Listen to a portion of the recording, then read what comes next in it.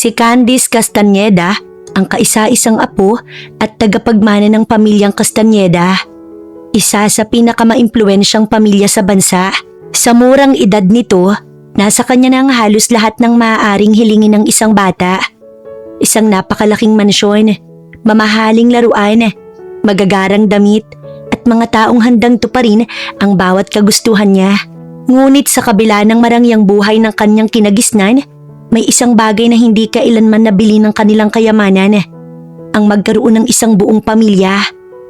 2 taon nang nakalipas nang maaksidente ang kanyang ina na si Cheryl Castañeda habang pauwi mula sa ibang bansa. Dahil sa matinding pinsalang natamo nito, kinailangan siyang dalhin muli sa Amerika upang sumailalim sa mas masusing gamutan. Mula noon, sa pamamagitan na lamang ng video call at litrato niya nakikita ang kanyang ina. Dahil hindi pa rin ito nagigising dahil dito. Si Don Ricardo Castañeda, ang pinakamakapangyarihang negosyante at haligi ng kanilang pamilya, ang tuluyang umako sa responsibilidad ng pagpapalaki ng kanyang apo. Mula sa unang araw na mawala sa piling ni Candice ang kanyang ina, ipinangako niya sa sariling hindi niya hahayaang maramdaman ng bata na may kulang sa kanyang buhay. Lahat ng hiling nito, gaano man kaliit o kalaki, agad niyang ibinibigay. Kaya naman nakilala si Candice bilang isang spoiled ngunit mabait na bata. Palangiti, palabati at mapagmahal, ngunit sanay na anumang hilingin niya, natutupad agad. Halos buong Castañeda Mansion ay nakasanayan ng umikot sa batang amo. Mula sa mga kasambahay, chef, hardinero, driver, hanggang sa personal na sekretarya ni Don Ricardo, alam ng lahat na kapag may sinabi si Candice, hindi iyon simpleng pakiusap lamang, isa iyong utos na dapat matupad sa lalong madaling panahon. Hindi dahil kinatatakutan nila ang bata, kundi dahil alam nilang iyon ang tanging paraan ni Don Ricardo upang mapanatili ang ngiti sa labi ng kanyang apo habang hinihintay nilang tuluyang makabalik si Cheryl. Sa bawat bagong laruan, mamahaling regalo at ingranding sorpresa, umaasa ang matanda na kahit paano, mapupunan ng pangungulila ni Candice sa kanyang ina.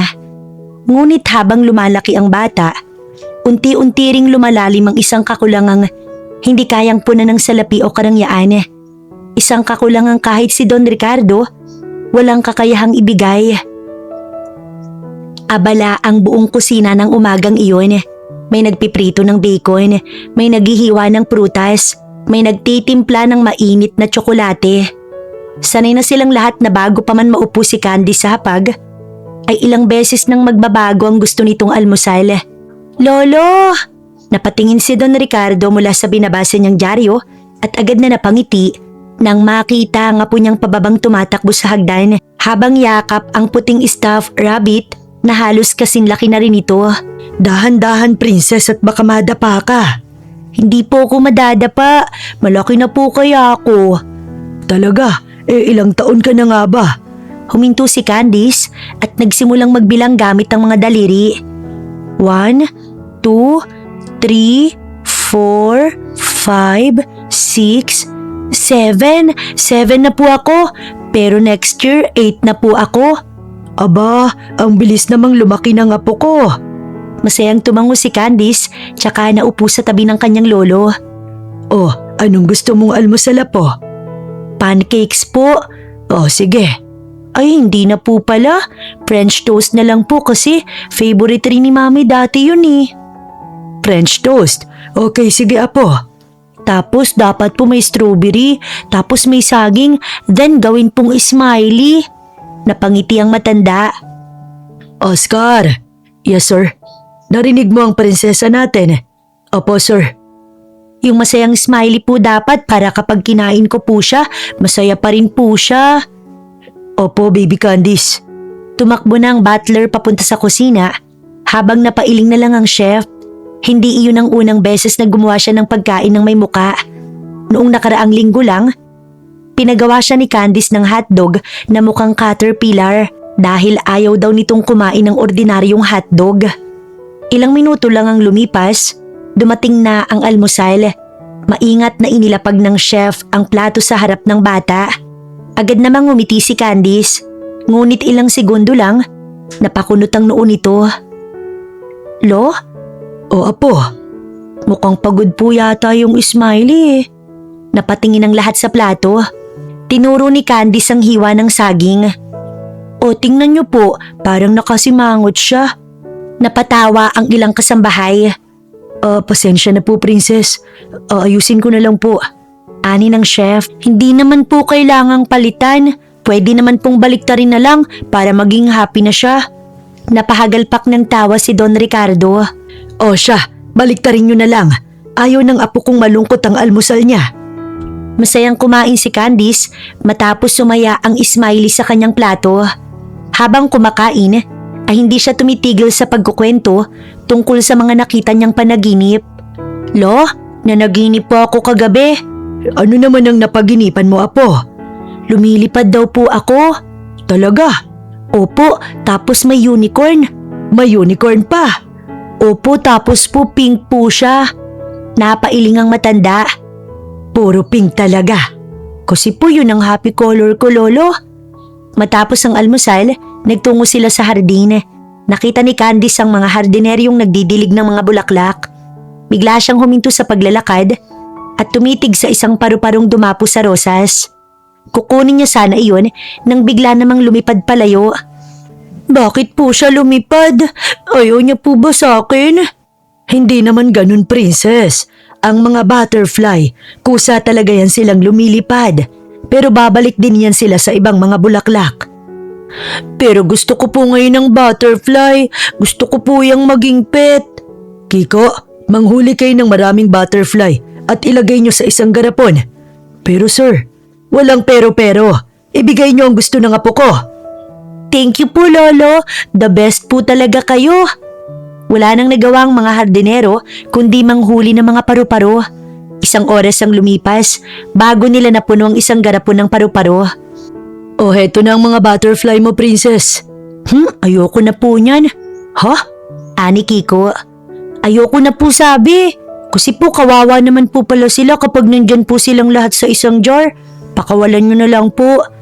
Pero pinaghirapan naming hulihin to. Di ba gusto mo nito? Ayaw ko na nga po talaga eh. Pakawalan nyo na lang po, please. Tumingin pa ang hardinero kay Don Ricardo pero tumango lang ito. Kaya naman wala nang ibang nagawa ang hardinero kundi pakawalan ng mga paru-parong pinaghirapan niyang hulihin. Maya-maya pa, dumating ang personal tutor ni Candice para sa kanyang reading session. Kaya naman pumasok na ang bata sa loob. Habang nagbabasa sila ng picture book, napansin ng guro na biglang natahimik ang bata sa isang pahina. Larawan iyon ng isang masayang pamilya. May nanay, may tatay at may batang nakasakay sa balikat ng ama nito.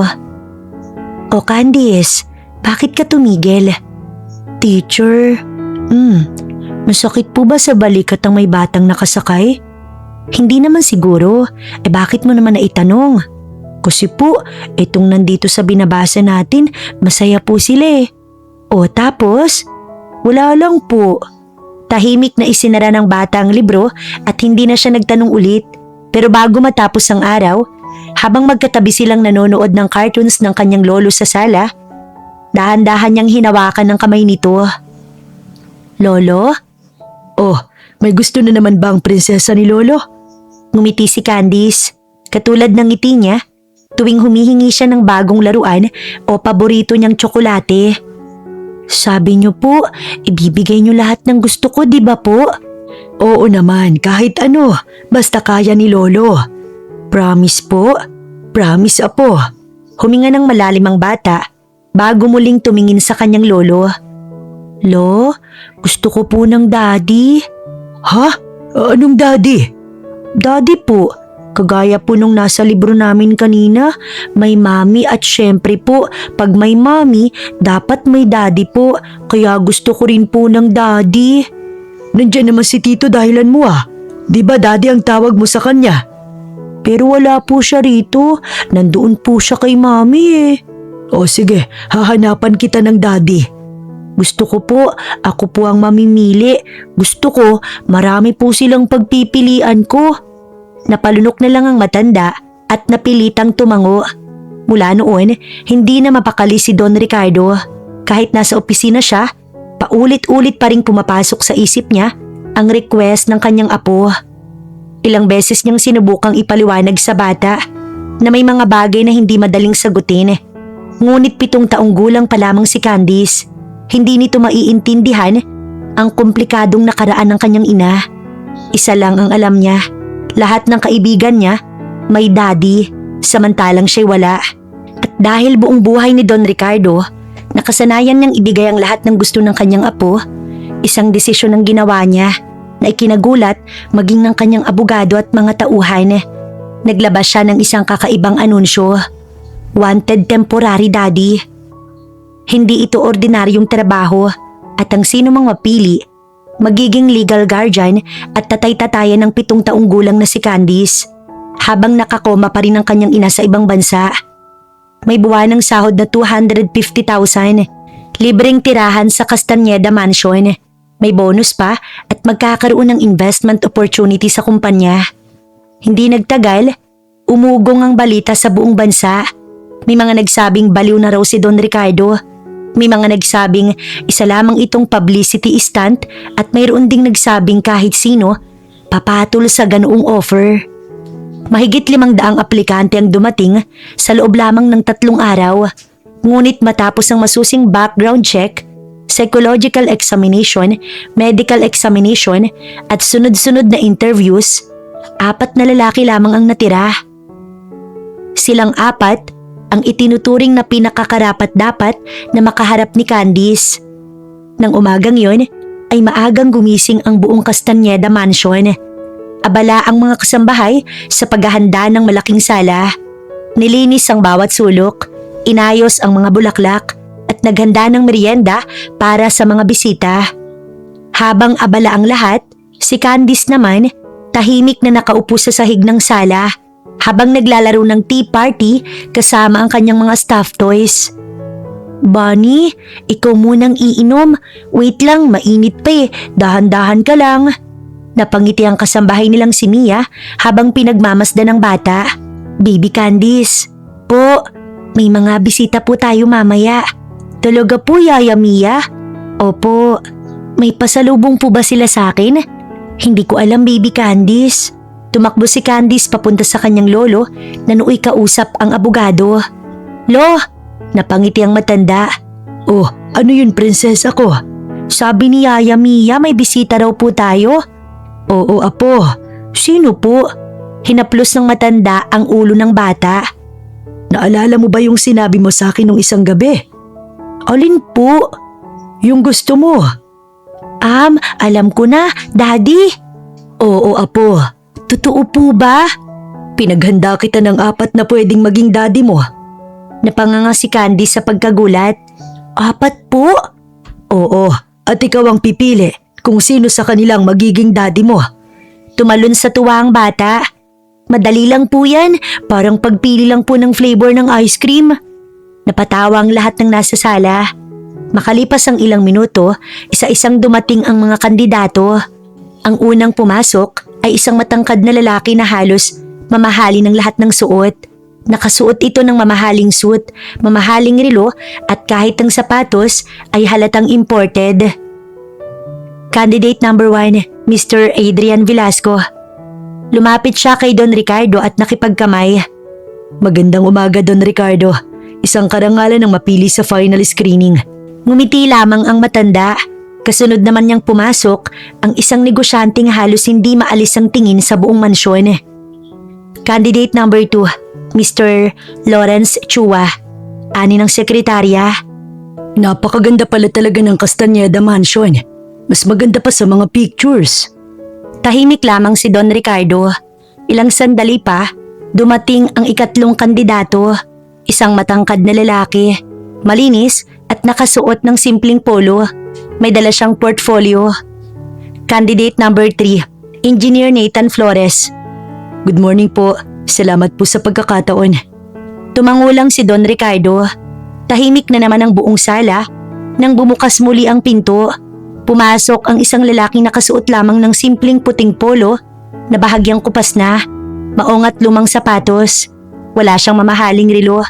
Wala ring mamahaling sasakyan sa labas at halatang nahihiya pa siyang pumasok. Candidate number 4, Gino Salvador. Bahagyang yumuko si Gino. Magandang umaga po. Pasensya na po kung medyo nahuli ako. Nasiraan po kasi ang jeep na sinakyan ko. Napatingin ang 3 kandidato bago sabay na napangisi. Jeep? Mukhang mali yatang napasukan mo, pre. Hindi naman namansin si Gino. Tahimik lang siyang tumayo sa gilid. Samantala, mula sa likod ng sofa, unti-unting sumilip si Candice. Isa-isa niyang pinagmasdan ng 4 na lalaki. Ang unang lalaki nakangiti pero paulit-ulit na tumitingin sa mamahaling chandelier. Ang pangalawa naman ay panay ang tingin sa mga painting at dekorasyon. At ang pangatlo, paulit-ulit na inaayos ang kwelyo ng polo niya habang nakatingin sa relo. Pero ang pang-4, hindi lumilibot ang tingin at hindi tumitingin sa mga mamahaling gamit. Sa halip, napansin niyang nakatingin iyon sa stuffed toy na bunny na kanyang hawak. Ngumiti si Gino at marahang kumaway. Hi, hindi mo ba isasali ang bunny mo sa meeting? Napatingin si Candice sa stuffed bunny at pagkatapos, muli siyang tumingin kay Gino. Nginitian lang ni Candice si Gino. Tahimik ang buong sala habang nakatayo ang 4 na kandidato sa harap ni Candice. Nakaupo naman ang bata sa maliit niyang armchair habang yakap ang stuffed bunny.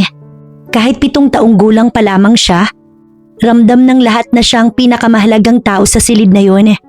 Lahat ng mata nakatingin sa kanya. Candice Princess, sila ang 4 na nakapasa sa lahat ng screening. Gaya ng ipinangako ko sa'yo, ikaw ang pipili kung sino ang gusto mong maging daddy. Pwede ko po ba silang kausapin? Oo naman, apo. Agad na lumapit ang unang kandidato. Maaliwalas ang ngiti nito at halatang sanay makipag-usap sa mga tao. Hello baby Candice, ako si Adrian. Kung ako ang pipiliin mo, dadalhin kita sa iba't ibang bansa. Kahit anong laruan ang gusto mo, bibilhin natin. Gusto mo ba ng Disneyland o baka gusto mo ng sariling pony? May pony na po ako eh. Bahagyang natigilan si Adrian. Ganun ba? Di 2 na. Hindi sumagot ang bata. Sumunod naman si Lawrence. Agad siyang lumuhod para kapantay ang bata. Hi Candice, alam mo ba, marami akong negosyo. Kapag ako ang naging daddy mo, tuturuan kitang maging boss. Pwede kitang bilhan ng pinakamalaking dollhouse sa Pilipinas. Kasya po ba dun si Lolo? Hindi yata, pambata lang kasi ang dollhouse na yun. Ay ayoko po, gusto ko po kasama si Lolo eh. Napangiti ang ilang kasambahay. Lumapit naman ang 4 kandidato. Hello Candice, engineer ako. Marunong akong gumawa ng bahay, tulay at playground. Kapag ako ang napili mo, ipapagawa ko ang pinakamagandang playground para sa'yo. Libre po? Napatawa si Nathan. Oo naman, sige po. Tahimik siyang tumango, ngunit wala pa ring emosyon ng mukha niya. Maya-maya'y tumingin siya sa natitirang lalaki. Tahimik lang si Gino, hindi ito lumapit kaagad. Nakahawak lamang siya sa magkabilang kamay habang tila nahihiyang makihalo sa 3 lalaking halatang mas mataas ang estado sa buhay kaysa sa kanya. Napansin iyon ni Don Ricardo. Ikaw, hindi ka ba magsasalita? Bahagyang napakamot sa ulo si Gino. Hindi po kasi ako magaling magsalita. Napatingin sa kanya si Candice. Hi, ako si Gino. Ngumiti ang bata. Hi! Tumahimik ulit ang bata kaya napatingin ang 3 kandidato sa isa't isa. Yun na yun? Napakamot ulit si Gino. Oo. Hindi ko kasi alam kung anong gusto niyang marinig. Napatawa ng bahagya ang ilang kasambahay. Lumuhod si Gino sa harap ni Candice. Pwede ba kitang tanungin? Tumango ang bata. Anong favorite mong laro? Tea party. Talaga? Marunong akong uminom ng invisible tea. Lumaki ang mga mata ni Candice. Totoo po? Oo, pero minsan napapaso ako. Napatawa ng malakas si Candice. Sa unang pagkakataon, mula nang magsimula ang pagpupulong, tumawa siya ng ganoon kasaya. Nagkatinginan ng mga kasambahay at maging si Don Ricardo ay napangiti. Tsaka, hindi ako marunong maging daddy pero kung sakaling ako ang piliin mo, susubukan kong matuto. Hindi ko may papangakong bibilhan kita ng buong mundo. Hindi rin kita maipapasyal sa lahat ng bansa. Pero sisikapin kong hindi ka mapaiyak hanggat kaya ko. Tumahimik ang lahat sa salita ni Gino. Walang nagsalita. Tiningnan lamang siya ni Candice at pagkatapos ay tumayo ang bata. Isa-isa niyang nilapitan ng 4 na kandidato. Huminto siya sa harap ni na Adrian, Lawrence at Nathan. Tumingin siya sa bawat isa at pagkatapos, dahan-dahan siyang naglakad papunta kay Gino at hinawakan niyang laylayan ang polo nito. Lo? Napatingin si Don Ricardo. Bakit, princess? Siya po. Ano? Siya po ang gusto kong daddy.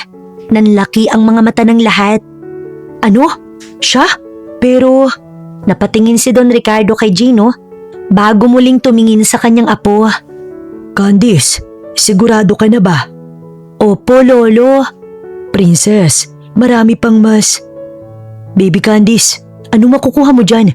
Wala ngang sariling sasakyan ng lalaking yan. Ani Adrian. Oo nga, hindi nga yata niya kayang bumili ng laruan para sa'yo eh. Wika naman ni Lawrence. Mas marami kaming kayang ibigay kaysa sa kanya. Wika naman ni Nathan. Napatingin si Candice sa 3 at tumahimik lamang siya. Pagkatapos ay mahigpit niyang hinawakan ng kamay ni Gino. Pero hindi po siya tumingin sa bahay namin. Hindi rin po siya tumingin sa chandelier at hindi rin po siya tumingin sa pera ni Lolo. Ako lang po ang tiningnan niya. Biglang natahimik ang buong sala dahil hindi sila makapaniwala na ang 7 years old na bata nakapagsalita ng ganun. Kayo po kasi, puro sinasabi nyo kung anong ibibigay nyo sa akin. Si Kuya Gino lang po yung nagtanong kung anong gusto kong laruin. Napayuko ang 3 kandidato sa sagot ng bata. Samantalang si Don Ricardo naman ay napabuntong hininga. Candice, hindi biro ang desisyong to. Hindi pwedeng dahil lang gusto mo siya. Kailangan kong isipin ang kinabukasan mo. Biglang namilog ang mga mata ng bata. Unti-unti siyang napasimangot. Pero sabi niyo po, ako ang pipili. Sabi niyo po, wala kayong babaguhin. Unti-unting namuo ang luha sa mga mata ni Candice. Sinungaling ka po ba, Lolo? Nanlambot ang ekspresyon ni Don Ricardo. Hindi, princess. Bakit ayaw niyo? Siya po ang gusto ko. Ayoko na po sa iba. Kung hindi po siya, ayoko na lang pong magkaroon ng daddy. Mahigpit niyang niyakap ang binti ni Gino habang humahagulgol. Natulala naman si Gino dahil hindi niya alam kung papaano patatahanin ng bata ngayon lamang niya nakilala. Kaya dahan-dahan niya nalang hinaplos ang ulo nito. Shh! Huwag ka nang umiyak. Kahit hindi ako ang piliin nila, okay lang. Ngunit mas lalo lamang umiyak si Candice na naging dahilan ng pagpikit ni Don Ricardo. Naramdaman niyang maaaring mali ang lahat ng plano niya at maaaring ang 7 taong gulang na apo niya ay nakita ang isang bagay na hindi nakita ng lahat ng matatandang naroon. Hindi naging madali para kay Don Ricardo ang tanggapin ang desisyon ng kanyang apo, pero dahil siya mismo ang nangakong si Candice ang pipili, wala na siyang nagawa kundi ito pa rin ang kanyang salita. Kinabukasan, opisyal na nilagdaan ang kontrata ni Gino bilang magiging ama sa papel ni Candice. Hanggat hindi pa bumabalik ang nanay ni Candice, maninirahan siya sa Castañeda Mansion at gagampanan ng responsibilidad na maging gabay at magulang ng bata. Pagkatapos ng pirmahan, iniabot ni Don Ricardo ang isang susi. Simula ngayon, may sarili ka ng kwarto rito sa mansyon. Kung may kailangan ka, sabihin mo lang kay Mia o kay Oscar. Bahagyang yumuko si Gino. Maraming salamat po. Sir, pwede po ba akong humiling? Ano yon? Nahihiyang napakamot si Gino sa batok. Medyo nakakahiya po kasi. Sabihin mo lang. Pwede ko po bang isama rito ang mga aso ko? Mga aso? Opo, 6 po sila. Mga napulot ko lang po sa iba't ibang lugar. May iniwan sa palengke. May itinapon sa gilid ng kalsada. Tapos may nasagip po ako sa ulan. Wala na po kasing mag-aalaga sa kanila kapag lumipat ako rito. Hindi pa man nakakasagot si Don Ricardo, biglang tumayo si Candice. Opo, payag po ako. Napangiti si Gino. Ha? Tumalon sa tuwa si Candice. Lo, gusto ko po ng maraming dogs. Candice! Please po, hindi pa po ako nagkakaroon ng maraming puppies. Promise po, aalagaan ko sila. Napabuntong hininga ang matanda. Ilan nga ulit ang mga aso? 6 po. 6? Tahimik naman po sila. Medyo makulit lang po kapag nagugutom. cute. Please, Lo. Please, please, please. Sunod-sunod na yakap ang ginawa niya sa braso ng lolo, kaya napailing na lamang si Don Ricardo. O sige na, pero ikaw ang mananagot kapag kinagat nila ang mga hardinero. Lumundag sa tuwa si Candice. May papis na tayo! Masayang napangiti si Gino. Maraming salamat po, hindi po kayo magsisisi. Kinahapunan, isang lumang owner-type jeep ang huminto sa harap ng mansyon. Bumaba si Gino habang isa-isang inilalabas ang kanyang mga gamit. 2 karton, isang electric fan, ilang damit, isang lumang gitara, at 6 na aso na halos sabay-sabay tumalon palabas ng sasakyan. Papis! Tumakbo agad ang bata at isa-isang yumakap sa mga aso. Candice anak, dahan-dahan lang at baka matumba ka. Sorry po, na-excite lang po talaga ako. Ano pong pangalan nila? Lumapit si Gino. Ito si Puti, ito naman si Brownie, si Kulot, si Bato at si Lucky. Tapos ito naman si Taba. Bakit naman po Taba? Kasi mataba siya. Tignan mo nga mas malaki siya sa mga kapatid niya. Napahalakhak ang bata, maging ang mga kasambahay, napangiti habang pinapanood ang dalawa. Hindi nagtagal, napansin ni Candice na hindi pala natatakot ang mga aso kay Gino. Sunod-sunod ang pagwagwag ng buntot ng mga ito habang nakapaligid sa kanya.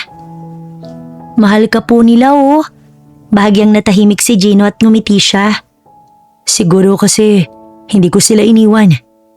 Makalipas ang ilang araw, nagsimula ng masanay si Gino sa buhay sa mansyon. Ngunit kahit nakatira na siya sa napakalaking bahay, hindi nagbago ang kanyang nakasanayan. Isang umaga ay nadatnan ni Don Ricardo ang bagong ama ng kanyang apo na nagwawalis ng bakuran kasama ang mga hardinero. Sir Gino, kami na po rito. Ayos lang, mas mabilis kapag marami tayo. Makalipas ang ilang sandali, nakita naman siyang nagdidilig ng mga halaman. Pagkatapos ay tinutulungan ng chef na magbuhat ng mga kahon ng gulay. Nang hapon, siya naman ang nag-aayos ng sirang bisagra ng kulungan ng mga aso. Sir Gino, hindi niyo po kailangang gawin lahat yan kasi kasama po yan sa trabaho namin. Nahihiya kasi akong walang ginagawa, Mia. Isa niya akong kumikilos. Mula sa 2 palapag, ay tahimik na pinagmamasdan ni Don Ricardo ang lahat at nasa likod niya si Candice. Lo? O apo, mabait po yung napili kong daddy no? Hindi sumagot ang matanda. Tahimik lang nitong pinagmamasdan ng lalaking piniling maging ama ng kanyang apo. Lumipas sa mga linggo at unti-unting nagbago ang dating tahimik na Castañeda Mansion. Kung dati puro mga kasambahay lamang ang maririnig sa umaga, ngayon ay halos araw-araw nang may halakhakan ng isang bata, tahol ng 6 na aso, at boses ng isang lalaking dati walang direksyon sa buhay. Ngunit ngayon, unti-unting natututong umiti muli. Isang umaga, nadatnan ni Mia si Gino na nakaupo sa damuhan habang napapalibutan ng 6 na aso. Si Candice naman, nakaupo sa maliit na bangko at seryosong pinagsasabihan ng mga ito. Hindi pwedeng agawan ng pagkain si Brownie. Bad yun.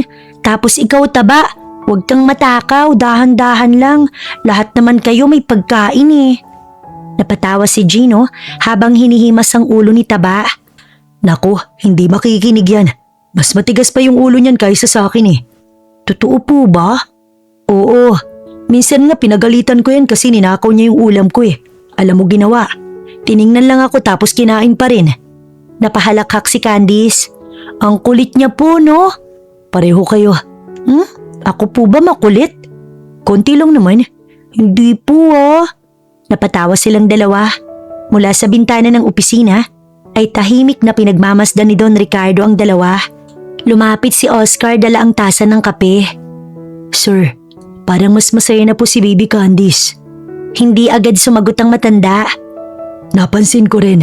Dati kasi pagkatapos ng video call sa mami niya, tahimik na siya buong araw. Pero ngayon parang lagi na siyang masaya. Dahil po siguro kay Sir Gino. Tumangulang si Don Ricardo. Bandang tanghali, abala ang mga kasambahay sa paghahanda ng pananghalian. Habang nagbabalat ng patatas ang chef, biglang may isang kamay na umagaw ng kutsilyo. Napalingon siya at nagulat nang makita si Gino. Sir Gino, ano pong ginagawa niyo? Tutulong sana ako. Naku, wag na po. Ayos lang, sanay naman ako. Maya-maya lang, mabilis na niyang nabalatan ng isang basket ng patatas kaya naman napailing ang chef. Sir, hindi po ba kayo napapagod? Napangiti si Gino. Alam mo, mas nakakapagod kapag walang ginagawa. Sa di kalayuan, nakasilip si Candice. Tahimik niyang pinagmamasdan ang ginagawa ni Gino. Pagkatapos ay tumakbo siya papasok ng kusina. Daddy! Pwede bang hindi na lang Daddy? Bakit naman po? Lumuhod si Gino upang magpantay sila. Ewan ko ba, hindi kasi ako sanay eh. Parang ang sosyal masyado. Ano pong gusto niyo? Papa, simple lang at mas gusto ko yun. Ilang segundo siyang tinitigan ni Candice at pagkatapos ay napangiti rin ito. Okay po, Papa. Biglang hindi nakapagsalita si Gino. Dahil sa simpleng salitang yun, parang may kung anong kumurot sa kanyang puso. Hindi niya alam kung bakit, ngunit sa unang pagkakataon, matapos ang napakaraming taon, may tumawag sa kanya ng Papa. At hindi yun biro, hindi rin laro, kundi isang batang buong pusong pinili siyang maging ama. Napansin ni Mia ang pamumuo ng luha sa gilid ng mata ni Gino. Nagkunwari na lamang itong abala sa paghihiwa ng gulay. Kinagabihan, nakaupo silang dalawa sa veranda habang pinapanood ang 6 na aso na naghahabulan sa damuhan. Tahimik lamang silang magkatabi at biglang nagsalita si Candice. Papa? Masaya ka po ba dito? Ikaw po muna. Oo naman, masaya ako dito. Bakit po? Kasi matagal na panahon na rin. Nung huli akong umuwing may naghihintay sa akin. Pero ngayon pagbukas ko pa lang ng pinto, may bata na sisigaw na agad ng, Papa! Ginaya niya ang mataas na boses ni Candice. Ganun po ba ako? Oo, mas malakas pa nga dun eh. Pareho silang nagtawanan. Hindi nila namalayang mula sa ikalawang palapag, nakatanaw si Don Ricardo. Tahimik niya silang pinagmamasdan at unti-unti may kung anong nagsisimulang mabuo sa loob ng malaking mansyon. Hindi lamang isang kontrata, hindi lamang iisang kasunduan, kundi isang pamilya. Kinabukasan, maagang bumaba si Candice at agad na hinanap si Gino. Papa? Walang sumagot. Napalingon siya sa sala, ngunit wala rin doon si Gino, kaya't tumakbo siya sa kusina. Yaya Mia, nasan po si Papa? Nasa likod po yata ng bahay, Baby Candice. Hindi na naghintay pa ang bata at agad tumakbo palabas. Pagdating niya sa hardin, nakita niyang nakaluhod si Gino habang nagtatanim ng mga bagong halaman kasama ang 2 hardinero. Puro lupa ang mga kamay nito at may putik pa sa manggas ng suot niyang damit. Papa! Napalingon si Gino at agad na napangiti. Oh, bakit ang aga mong gumising? Hinahanap po kita. Baka naman gutom ka lang. Gusto mo bang kumain na? Hindi po, hinahanap po talaga kita. Natigilan si Gino at hindi niya alam kung bakit. Pero tuwing may maririnig siyang ganoong mga salita mula kay Candice, parang may bahagi ng puso niya ang unti-unting nabubuo. Matagal na rin mula nang may taong nagsabing hinahanap siya. Lumapit si Candice at naupo sa damuhan. Ano pong ginagawa niyo? Nagtatanim po. Bakit po kayo nagtatanim? May hardinero naman. Ngumiti si Gino habang tinatabunan ng lupa ang bagong tanim. Oo nga, pero hindi ibig sabihin nun. Ipapagawa ko na lang sa iba lahat. Mas masaya kapag may ginagawa. Tahimik na pinanood siya ni Candice. Marunong din po ba ako? O syempre, halika. Inabot niya ang maliit na pala sa bata. Dahan-dahan lang. Ganito, tuturuan kita. Maingat na ginaya ni Candice ang ginagawa ni Gino. Nang matapos, napangiti siya nang makitang maliit na halamang itinanim niya. Papa, ako po ang nagtanim na to. Oo, kaya responsibilidad mo na rin siyang alagaan. Kapag hindi mo nadiligan yan, malulungkot yan. Napangiti ang bata at tumangulang sa sinabi ni Gino. Bandang hapon, naglalaro sila sa bakuran kasama ang 6 na aso. Hawak ni Candice ang maliit na bola habang sunod-sunod namang naghahabol ang mga alaga ni Gino. Papa, si Taba po nandaya. Hindi nandaya yan. Matakaw lang ang asong yan. Pareho po kayo ni Taba na matakaw eh. Hoy, hindi ako matakaw ah. Konti nga lang po. Nagkatinginan silang dalawa bago sabay na nagtawanan. Mula sa teres, pinagmamasdan uli sila ni Don Ricardo na katabi si Oscar na nakangiti rin. Sir, parang totoo na talaga silang mag-ama. Huminga ng malalim ang matanda. Alam mo Oscar, noong una, akala ko maling desisyon ang ginawa ni Candice. Pero habang tumatagal, pakiramdam ko, mas kilala pala ako ng apo ko kaysa sa pagkakilala ko sa mga tao. Kinagabihan, naghapunan silang tatlo. Habang kumakain, biglang nagsalita si Candice. Papa, Bakit po? bukas po pwede po ba tayong magbike? Pwede naman. Tapos, pwede rin po ba tayong magpicnic? Pwede rin naman. Isasama po natin si Lolo na magbike para naman po maging masaya siya. Abay princess, hindi na kaya ni Lolo ang magbike. Masakit na ang tuhod ni Lolo, kaya kayo na lang ng papa mo. Kaya po sumasakit ang tuhod nyo kasi hindi po kayo nagbabike. Oo nga ho Don Ricardo, tama naman po ang apo ninyo. Napailing na lamang si Don Ricardo habang pinagmamasdan ng dalawa. Ilang linggo pa lamang ang nakalipas nang dumating si Gino sa mansyon. Isang estrangherong walang direksyon sa buhay, walang pangarap at halos wala ng dahilan para bumangon araw-araw. Ngunit ngayon, maaga na itong nagigising. Masipag nang tumutulong sa mga tauhan. Lagi nang nakangiti at higit sa lahat, may isang batang sabik na sabik siyang makita tuwing umaga. Pagkatapos ng hapunan, inihatid ni Gino si Candice sa kanyang silid. O siya, matulog ka na't may pasok ka pa bukas sa tutor mo. Tumango si Candice, ngunit hindi agad humiga. Sa halip ay niyakap niya si Gino ng mahigpit at hindi agad nakagalawang binata. Dahan-dahan niyang niyakap pabalik ang bata. Good night po, Papa. Good night anak. Paglabas niya ng silid, napahinto siya sa pintuan. Hindi niya namalayang nakangiti na pala siyang mag-isa. Sa kabilang dulo ng hallway, naroon si Don Ricardo. Tahimik lamang itong nakatingin sa kanya. Gino, ay anak ng sir? Lumapit ang matanda pero hindi siya nagsalita agad. Pagkaraan ng ilang sandali, bahagya itong tumango. Salamat. Para saan po? Matagal ko nang hindi nakitang tumawa ng ganyan ng apo ko. Hindi ko alam kung anong mangyayari sa hinaharap. Pero salamat dahil tinupad mo ang pangakong alagaan mo siya. Hindi ko po ginagawa yon dahil sa kontrata. Nakikita ko naman yon at yun ang dahilan kung bakit unti-unti na kitang pinagkakatiwalaan. Tahimik na tumango si Gino. Habang naglalakad siya pabalik sa kanyang silid, napatingala siya sa kalangitan. Hindi niya namalayang ang pusong matagal niyang hinayaang malunod sa sakit ng nakaraan ay unti-unti nang naghihilom. Hindi dahil sa malaking sahod, hindi dahil sa marangyang buhay, kundi dahil sa isang munting batang 7 taong gulang na unang tumingin sa kanya, hindi bilang isang bigong lalaki, kundi bilang isang papa. Mahigit 3 buwan nang lumipas mula nang maging bahagi si Gino ng Castañeda Mansion. Kung dati ay tila nakikituloy lamang siya roon, ngayon ay halos kabisado niya na ang bawat sulok ng bahay. Alam na niya kung anong oras nagigising si Candice, kung anong almusal ang gusto nito tuwing Lunes, kung aling kwento ang paulit-ulit nitong gustong marinig bago matulog, at kung paano ito patahanin kapag namimiss nito ang kanyang ina. Sa kabilang banda, si Candice naman ay halos hindi na maalis sa tabi ni Gino. Kahit magdidilig ito ng halaman, susunod ang bata. Kapag magpapakain ng mga aso, may maliit na timbarin itong dala.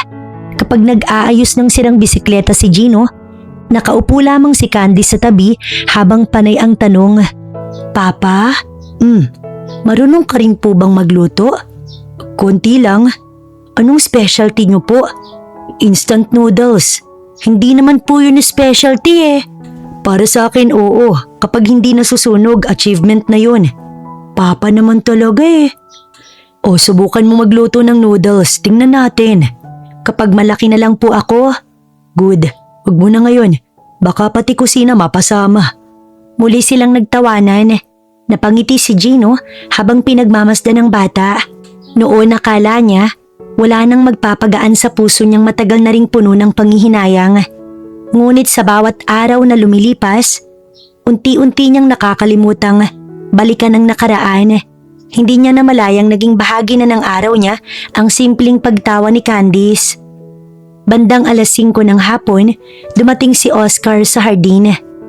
Sir Gino, Baby Candice, pinapatawag po kayo ni Sir Ricardo sa opisina.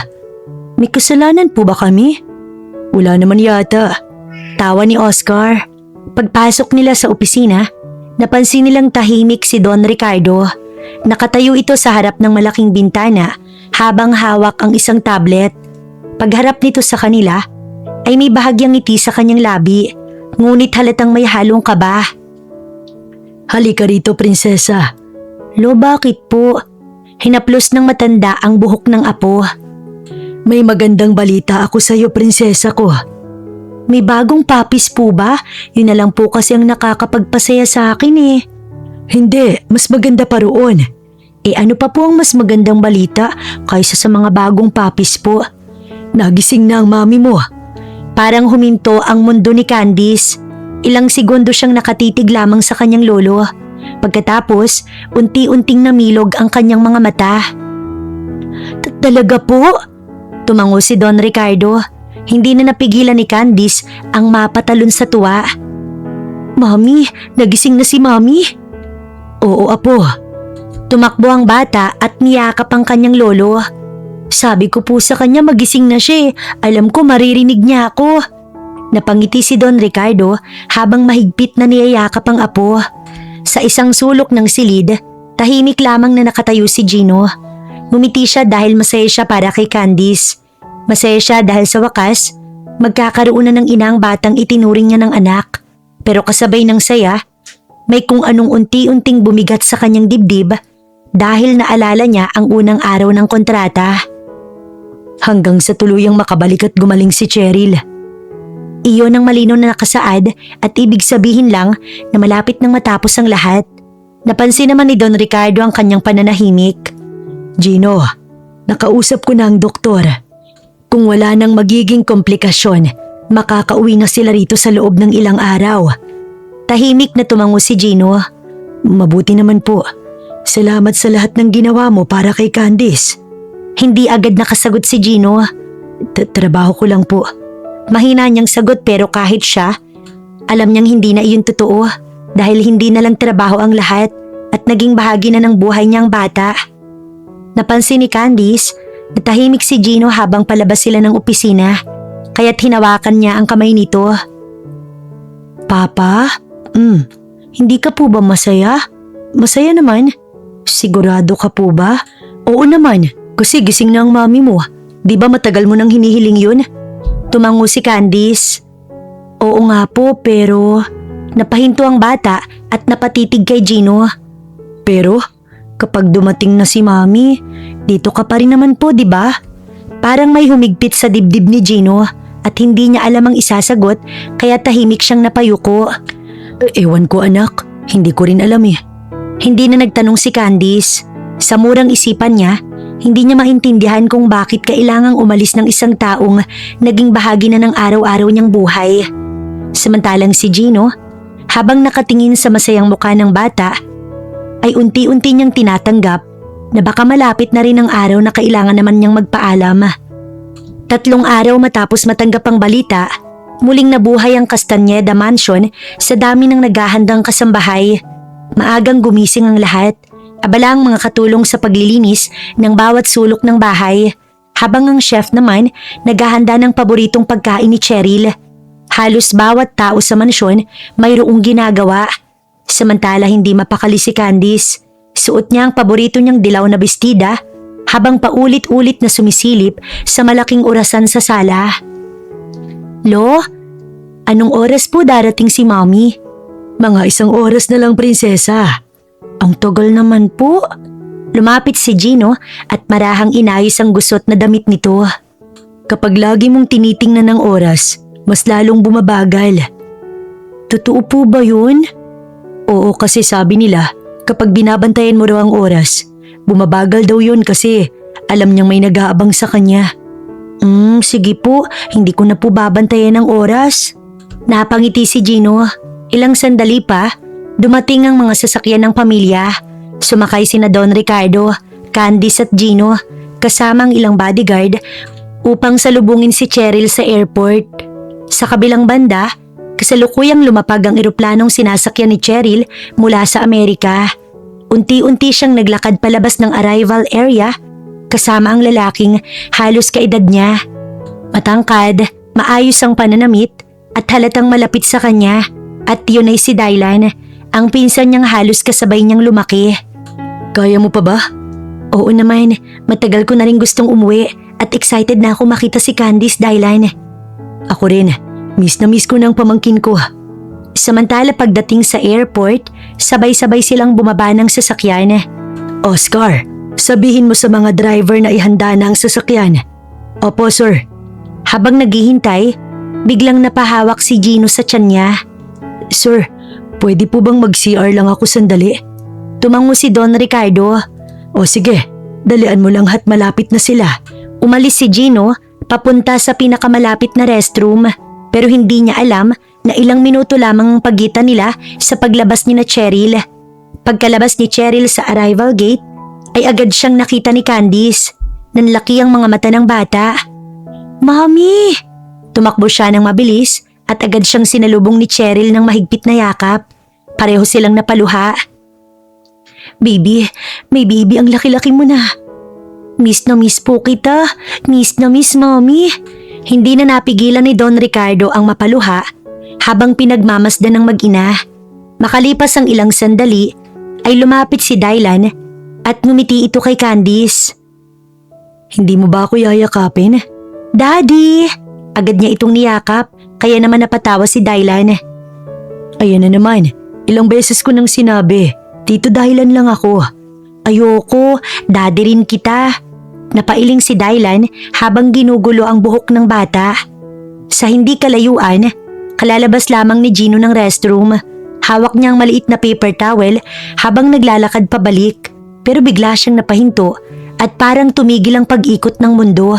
Hindi siya makapaniwala sa kanyang nakita. Si Cheryl, ang babaeng minsan niyang minahal, ang babaeng akala niya iniwan siya. Naroon yun, maganda pa rin, masaya, at ang batang yakap niya ay ang batang inaalagaan ni Gino sa loob ng ilang buwan. Hindi siya makagalaw at nakatingin lamang hanggang sa marinig niya ang boses ni Candice. Daddy! Napalingon siya at nakita niyang mahigpit na niyayakap ng bata si Dylan. Unti-unting nanlabo ang kanyang paningin at dahan-dahan siyang napangiti. Pero hindi iyon ngiting masaya. Ngiti iyon ng isang taong unti-unting nadudurog ang puso, kaya napayuko na lang siya. Ganun pala yun. May pamilya na siya at may asawa na rin pala. Napapikit siya at unti-unting bumalik sa isip niya ang lahat ng alaala nila ni Cheryl.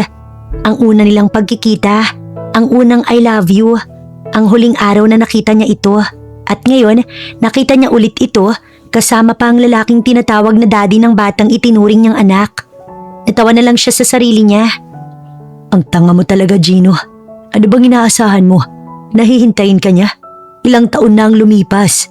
Natural lang na may sarili na siyang pamilya. Napabuntong hininga siya. Naalala niya ang kontrata. At dahil nandoon na ang nanay ng bata, ay tapos na yon at wala na siyang dahilan para manatili. Sa kabilang banda, abala sina Candice at Cheryl sa pagkukwentuhan. Nasaan ang daddy na sinasabi mo sa video call? Hala, nasaan na nga ba si Papa? Napalingon din si Don Ricardo. Kanina lang nandito siya. Oscar, hanapin mo si Gino. Tumango si Oscar, pero sa kabilang dulo ng arrival area, tahimik nang naglalakad si Gino. Hindi siya dumaan sa main hallway. Pinili niyang dumaan sa service exit sa likod ng gusali. Habang papalayo siya, hindi man lang niya nilingon ang mga taong naghihintay sa kanya. May kung anong tumulo sa kanyang pisngi. Hindi niya alam kung kailan pa siya huling umiyak. Pero ngayon, hindi niya na kayang pigilan. Mahina siyang napangiti habang nakatingala sa langit. Salamat, Candice. Dahil sa'yo nalaman ko na kaya ko pa palang maging papa. Pero hanggang dito na lang yata talaga.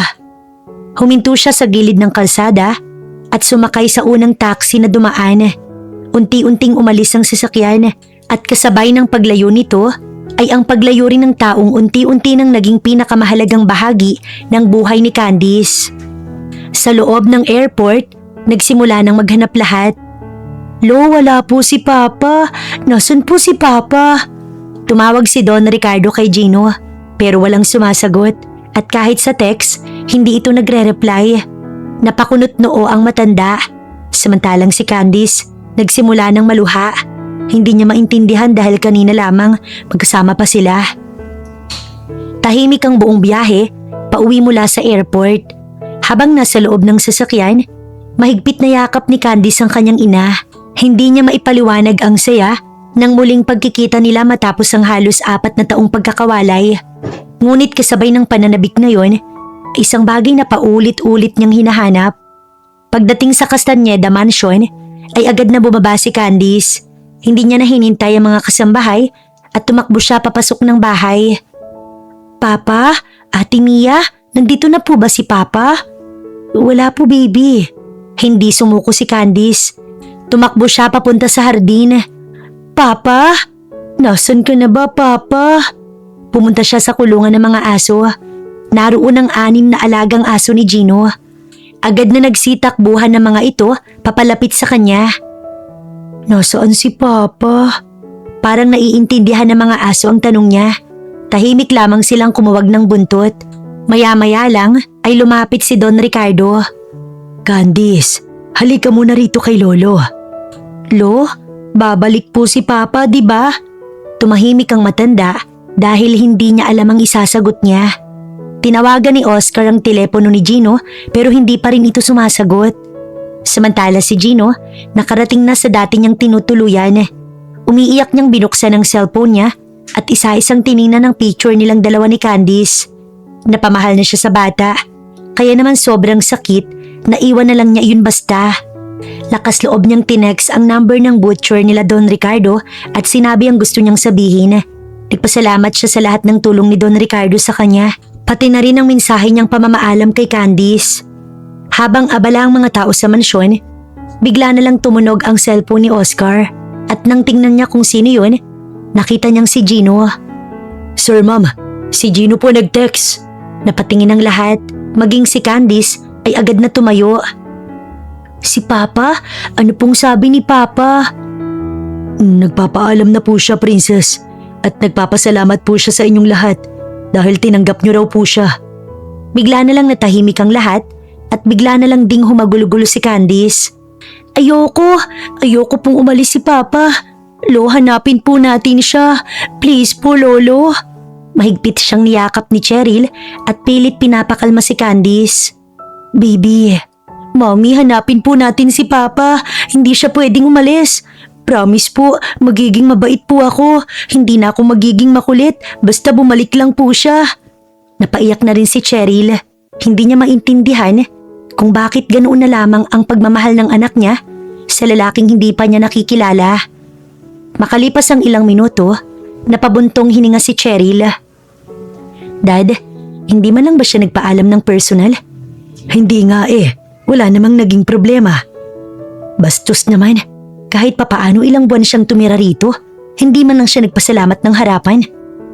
Tumahimik lamang ang matanda at hindi niya ipinagtanggol si Gino.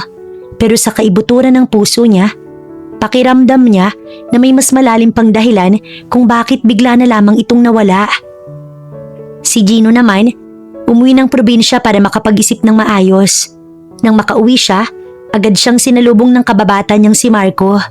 Si Marco ay naging kaibigan din ni Cheryl at alam ang love story nila ni Gino. Oh, bakit parang biglaan ang pag-uwi mo dito sa probinsya, Tol? Tol, nakita ko si Cherry, Tol. O bakit hindi mo kinausap? Pagkakataon mo na yun, Tol. May asawa at anak na siya, Tol. Ang sakit pa rin talagang makita siyang may iba na. At ang mas masakit pa, yung batang biniyaran ako para alagaan, anak pala nila ng bago niya. Talaga, Tol? Grabe naman ang dinanas mo na yan. Sabi ko naman kasi sa'yo Marami pang ibang babae dyan. Pero alam mong mahal na mahal ko si Cheryl. Hinintay ko siya kahit biglaan na lang niya akong iniwan. Tapos ngayong makikita ko pa siya sa ganoong paraan pa. Ang sakit, tol. O siya, hayaan mo na yun, tol. Umuwi ka rito para magsaya, di ba? Magpahinga ka muna, tol. Oo nga, pero babalik pa rin ako sa Maynila, tol. Huwag mo munang isipin yan. O halika na. Lumipas sa mga buwan hanggang sa wala ng kahit isang balita tungkol kay Gino ang Castañeda family. Parang tuluyan na lang siyang naglaho pero gabi-gabi, may isang batang 7 taong gulang ang patuloy na nagdarasal. Lord, pakibalik po si Papa. Miss na miss ko na po siya eh. Mabilis lumipas ang panahon. 1 taon na ang lumipas pero umaasa pa rin si Candice. Isang araw, pagbukas ng gate ng Castañeda Mansion, makikita niyang muli ang lalaking tinawag niyang Papa. Pero hindi iyon nangyari. Walang sulat, walang tawag at walang kahit anong balita. Tanging ang 6 na aso lamang ang naiwan bilang alaala ni Gino. At sa tuwing mamimiss siya ni Candice, yayakapin niyang mga ito gaya ng sinabi nito sa text. Samantalang si Gino, nakabalik na rin ng Manila. Mas maayos na ito kaysa sa dati at nagsimula na ng magandang buhay. Pero hindi pa rin nawawala sa isip niya si Cheryl, pati na rin si Candice. Dumating ang 8 kaarawan ni Candice. Maagang nagising ang buong Castañeda Mansion. Punong-puno ng dekorasyon ng hardin. May mga lobo, bulaklak at mahahabang mesa para sa munting salo-salo ng pamilya. Hindi na kasing spoiled si Candice gaya noon. At mas magalang na siya. Mas responsable at higit sa lahat, may bakas na ng kabaitan si Gino sa kanyang pagkatao. Habang inaayos ni Mia ang buhok niya, ay napangiti ito. Ang bilis mo talagang lumaki, baby. Ate Mia, kapag po ba birthday, pwedeng matupad lahat ng wish? Depende. Bakit ba, baby? Wish ko po kasi na makita ulit si Papa eh. Bandang tanghali, magsisimula na sana ang handaan, pero bigla na lang nagbago ang isip ni Candice. Lo, Mommy, ano yun na po? Pwede po kayong sa labas na lang po tayo mag-eat? Sa mall po? Bakit naman anak? Hindi ka ba masaya sa hinanda namin para sa'yo? Masaya naman po pero nalulungkot po kasi ako dito sa bahay. Lalo na po at birthday ko tapos wala naman po si Papa Gino. Nandito naman si Mami ah. Si Lolo nandito rin, si Tito Dylan mo.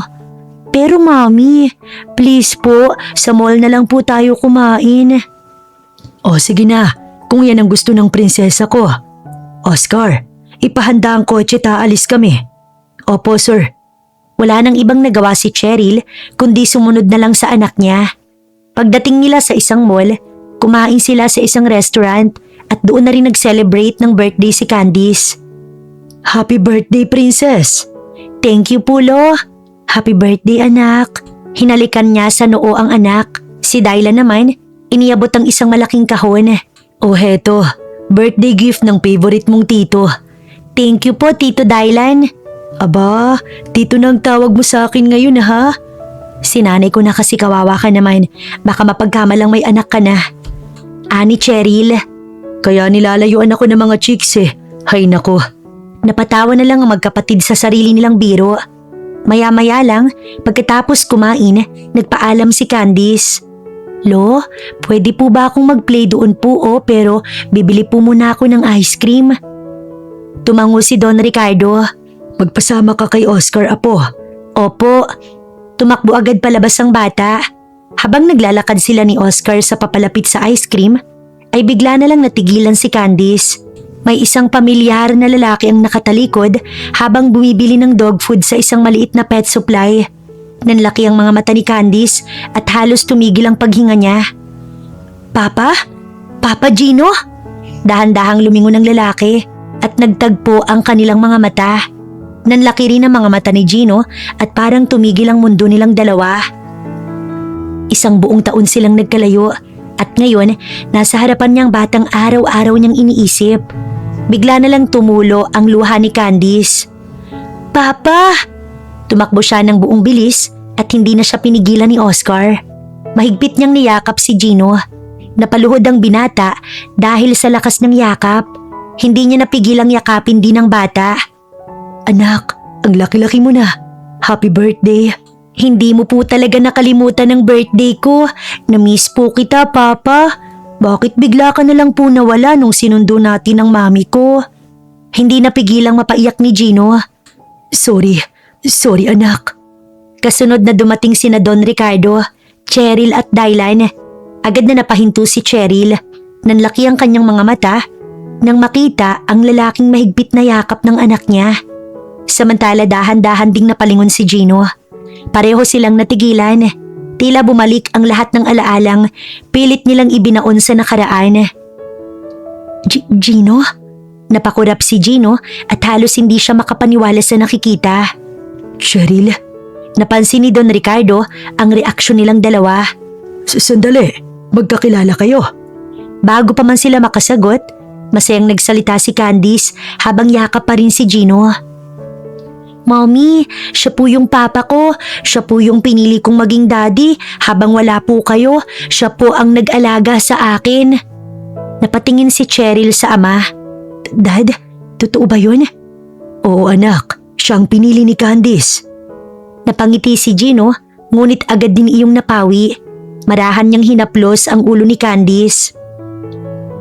Pero nandyan ang tunay mong daddy anak. Simula ngayon, huwag mo na akong tatawaging papa. Ha? Bakit po? Sino pong daddy? Napatingin si Gino kay Dylan. Siya, ang asawa ng mami mo. Bigla na lang napatawa si Dylan sa sinabing yun ni Gino. Ha? Ako? Pare, pinsan niya ako. Pero narinig kong tinawag ka ni Candice na daddy. Bata pa kasi siya noon. Hindi niya mabigkas ang Tito Dylan. Kaya daddy ang naging tawag niya sa akin. Hanggang sa nasanay na lang kami. Ibig sabihin, wala kang asawa? Wala, Gino. Kailanman wala. Akala ko, nakabuo ka na ng sarili mong pamilya. Unti-unting namuo ang luha sa mga mata ni Cheryl. Ikaw lang ang minahal ko. Tumahimik ang lahat at halatang nagtataka sa ikinikilos ng dalawa. Huminga ng malalim si Cheryl bago muling nagsalita. Nung umalis ako papuntang Amerika, hindi dahil gusto kitang iwan. Kailangan kong ituloy ang pag-aaral ko. Nangako ko sa sarili ko na pagkatapos ko, uuwi ako para hanapin ka at ipagpatuloy natin ang mga pangarap natin. Pero pagdating ko roon, nalaman kong buntis ako. Bigla na lang napaluhod si Gino at parang nawala bigla ang lakas niya. Ano? Tumango si Cheryl habang umiiyak. Si Candice, anak natin siya, Gino. Hindi ko agad nasabi sa'yo dahil nasa Amerika na ako nang malaman ko. 5 taon na si Candice nang umuwi kami sa Pilipinas para hanapin ka. Gusto kong sabihin sa'yo na may anak tayo. Saglit siyang napahinto bago umiyak ng tuluyan. Pero hindi na nangyari. Naaksidente kami ni Candice habang papunta sana ako sa bayan para hanapin ka. Nakoma ako ng matagal. Sila daddy nang nagdesisyon na sa Amerika na ako ipagamot dahil mas magaling ang mga doktor doon. Kaya hindi na kita nakita at hindi mo rin nalaman na may anak tayo. Hindi na napigilan ni Gino ang mapaluha. Dahan-dahan niyang nilingon si Candice. Tsaka niya ito niyakap ng mahigpit. Kaya pala, simula palang pakiramdam ko, may kakaibang ugnayan na tayo. Napangiti si Candice kahit umiiyak. Kasi hindi lang po pala kayo papa sa paper po. Papa ko po talaga kayo. Nang tuluyang mabunyag ang lahat ng katotohanan, tila ba sabay-sabay na gumaan ang mga pusong matagal nang nabibigatan. Ang mga taong minsang pinaghiwalay ng maling akala at tadhana ay muling pinagtagpo. Wala nang natitirang galit, wala nang dapat sisihin. Ang natitira na lamang ay ang pagkakataong bumawi sa mga panahong ninakaw sa kanila ng nakaraan. Habang tahimik na nakatingin sina Gino at Cheryl sa isa't isa, si Candice naman biglang napasimangot at pinalo ng marahan ang braso ng kanyang ama. Hello, excuse me po, birthday ko po ngayon. Baka naman nakakalimutan niyo na ako. Kanina pa po kayo iyakan ng iyakan. Napalingon silang lahat sa bata bago sabay-sabay na natawa. Ay nako, oo nga naman. Sorry anak. Halika nga rito, ang birthday girl ko. Lumapit si Candice at agad siyang binuhat ni Gino. Happy birthday anak. Pasensya ka na ha. Ang dami lang talagang nangyari ngayong araw. Okay lang po, basta kumpleto na po tayo at ayoko na pong magkahiwalay ulit. Napatingin sina Gino at Cheryl sa isa't isa bago sabay nang ngumiti. Hindi na kami aalis, anak. Pangako yan. At simula ngayon, lagi na tayo magkakasama. Masaya namang pumalakpak si Candice. Yehey, kumpleto na talaga tayo. Pagbalik nila sa Castañeda Mansion, naghihintay pa rin ang mga bisitang kanina pa nag-aabang.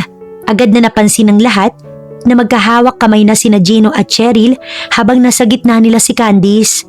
Hindi na naitago ni Don Ricardo ang kanyang ngiti habang pinagmamasdan ng tatlo. Sige na apo, bago pa tuluyang matunaw ang cake mo. Nag-blow na po ako ng cake sa may restaurant eh. Pati ba naman po dito? Talagang nagbago na talaga ang apo ko na yan. Agad na inilapag sa harap niya ang malaking birthday cake. Halika na, humiling ka na apo. Pumikit si Candice at pinag-cruise ang mga kamay. Pagmulat niya ay nakangiti siya. Tapos na po. Hoy, hindi pa nga hinihipan. Ani Dylan. Ay oo nga po pala. Muling nagtawanan ng lahat bago sabay-sabay nilang hinipan ng 8 kandila. Nagpalakpakan ang lahat ng tao roon. Lumapit si Dylan habang nakangisi. Aba, mukhang ako na lang yatang walang kapartner dito ah. Huwag kang mag-alala, ikaw na ang susunod. Naku tito, pass muna ako dyan. Mas lalong lumakas ang tawanan ng lahat. Samantala, marahang hinawakan ni Gino ang kamay ni Cheryl at lumingon siya sa kanya. Cheryl, pwede ba akong bumawi sa lahat ng panahong nawala sa atin? Napuno ng luha ang mga mata ni Cheryl, ngunit nanatili ang kanyang ngiti. Hindi mo na kailangang bumawi mag-isa. Sabay nating bubuin ulit ang pamilyang matagal nating nawala. Yay! Mami at Papa, ang sweet nyo. Ito talagang batang to. Totoo naman po. Muli na namang nagtawanan ng lahat habang ang 6 na aso masayang nagtatakbuhan sa malawak na hardin ng mansyon. Makalipas ang 3 taon ay lalong umunlad ang Castañeda Group sa pamumuno ni Don Ricardo at unti-unti na rin itong tinulungan ni Gino at Cheryl sa pamamahala ng kumpanya. Hindi man ipinanganak na mayaman si Gino, napatunayan niyang hindi pera ang sukatan ng pagiging mabuting haligi ng pamilya. Sa sipag, katapatan at pagmamahal, nakamit niya ang respeto ng lahat ng taong minsang humusga sa kanya. Samantala lumaki si Candice bilang isang masayahin, mabait at mapagmahal na bata. Hindi na siya spoiled gaya noon at mas pinipili niya ng makipaglaro sa kanyang mga aso at maglaan ng oras sa kanyang mga magulang kaysa humingi ng mamahaling laruan. Araw-araw, bumabawi sina Gino at Cheryl sa mga panahong ninakaw sa kanila ng tadhana. At si Don Ricardo naman, natutong pahalagahan ng puso kaysa estado sa buhay. Dahil sa huli, napatunayan nilang ang tunay na pamilya hindi nabubuo sa yaman o pangalan, kundi sa pagmamahalang handang maghintay, magpatawad at muling magsimula.